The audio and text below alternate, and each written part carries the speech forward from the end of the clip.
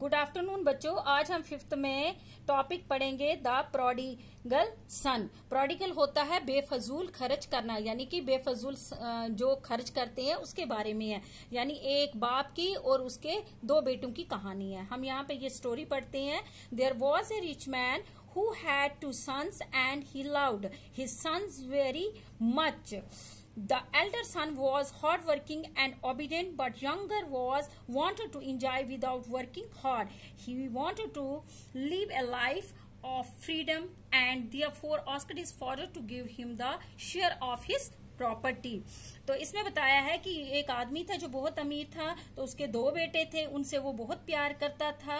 अपने दोनों बेटों से जो उनका बड़ा बेटा था वो मेहनती था और अपनी बाप की हर बात मानता था, लेकिन जो छोटा था वो मेहनत वगैरह नहीं करना चाहता था। वो ऐसे ही सिर्फ आराम की जिंदगी बिताना चाहता था। तो ये जो बेटा था ये एक दिन अपने बाप से प्रॉपर्टी में से अपना शेयर, अपना हिस्सा मांगता है। The father was shocked as the foolish demand for an early division of property was selfish and immature, but he gave him his share as he knew in his heart that his extravagant son would come back to him. तो अब क्या होता है, बाप को ये सुनकर बहुत दुख होता है कि मेरा बेटा अभी मेरे जीते जी मुझसे प्रॉपर्टी का हिस्सा मांग रहा है। ये बहुत ही लालची हो गया है, खुद गरज है, जो अभी मेरे जीते जी ये हिस्सा लेना चाह रहा है। तो लेकिन इसने क्या किया, इसने जब ये देखा तो इसने अपने उस बेटे को वो हिस्सा उसको दे दिया। तो लेकिन ये बेटा जो उसका था ये बेफजूल खर्च करता था। The younger was traveled to a distant land where he wanted his money in dining and gambling. There was a terrible famine that year and the younger son almost starved to death. The younger pangs made him unconscious and he realized that it was better to work for his father where he would have a place to live and food to eat. He wanted to his father who was waiting patiently for him. He repented for his wrong deeds. तो अब क्या हुआ, जो इसका छोटा बेटा था, younger सन, जो छोटा बेटा था, वो अपना हिस्सा लेके दूर किसी जगह चला गया और वहां पे जो भी उसके शेयर का उसको हिस्सा मिला था उसने उसको बेच के पैसे लिए और वो खाने पीने और ऐशो अशरत पे उड़ाने लगा, जुआ भी खेलने लगा। तो इसी तरह से उन पैसों का उसने बेफजूल खर्च कर दिया।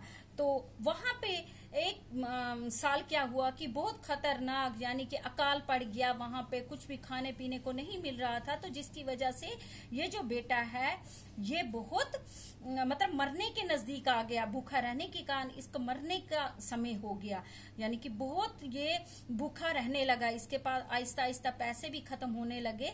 तो ये इस तरह से मतलब भूखा रहने लगा, यहाँ तक कि ये फिर किसी के पास कुछ काम करता था, जो जानवरों को घास फूस दिया जाता है वो तक खाने के लिए इसके पास पैसे नहीं थे, यानी कि इसके पास खाने तक के लाले पड़ गए। तो एक दिन भूखा रहने के कारण ये क्या हो जाता है, बेहोश हो जाता है। तो ये बेहोश होता है, जब थोड़ी देर के बाद इसे होश आता है तो ये कहता है कि मुझे अपने बाप के पास वापस चले जाना चाहिए, तो वहीं पे मुझे उससे मैं माफी मांगूंगा और मुझे वहां पे रहने का और खाने पीने का सब कुछ मिलेगा। तो ये अपने बाप के पास चला जाता है और जैसे ही अपने बाप के पास जाता है तो कहता है कि मैं अपने किए हुए के लिए, जो भी मैंने किया है उसके लिए मैं उससे माफी मांगूंगा। जो भी मैंने गलत किया है, यानी कि अपना शेयर अपने बाप के जीते हुए मांगा है, तो उस शेयर के लिए, उसके लिए, गलत कामों के लिए मैं माफी मांगूंगा। The father called the servants to fetch a new dress for his son and arrange a feast to welcome the homecoming of his younger son. The elder son was annoyed and asked him father the reason of the celebration. The father explained that it was time to rejoice as his lost brother has been found. He advised his elder son to forgive when a sinner repents. God teaches us to be kind and merciful. तो जब ये अपने बाप के पास वहां पहुंचता है तो बाप इसको फटे पुराने कपड़ों में देख के पहले तो पहचानता ही नहीं है, लेकिन जब फिर पहचान जाता है तो ये उससे गले लगा लेता है, पिछला जो कुछ हुआ होता है वो भूल जाता है और फटोफट अपने सर्वेंट्स नौकरों को बोलता है कि इसके लिए अच्छा सा ड्रेस लाओ और खाने का भी अच्छी तरह से इंतजाम करो। तो इसके घर आने की खुशी में वो वहां पे एक सेलिब्रेशन रखता है और जैसे ही इसका बेटा, बड़ा वाला बेटा बाहर से खेतों से काम करके घर आता है तो वो कहता है कि ये सेलिब्रेशन क्या है, क्या ऐसा फंक्शन क्यों हो रहा है।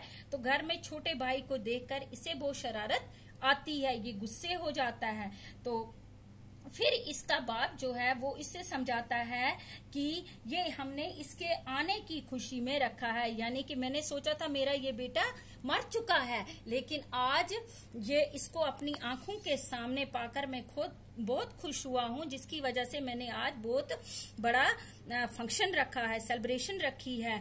और वो अपने बड़े बेटे को कहता है कि हमें अगर कोई गुनाह करता है, अगर कोई पाप करता है तो हमें उस पाप करता है तो अगर वो अपने उस गुनाह के लिए माफी मांगे तो हमें बताया गया है कि हमें उसको माफ कर देना चाहिए। तो यही हमें खुदा सिखाता है, अल्लाह भगवान यही सिखाता है कि अगर कोई अपने किए हुए गुनाह की माफी मांगे तो उसको उसका पश्चाताप हो, उसका रिपेंट्स हो तो हमें उसे माफ कर देना चाहिए।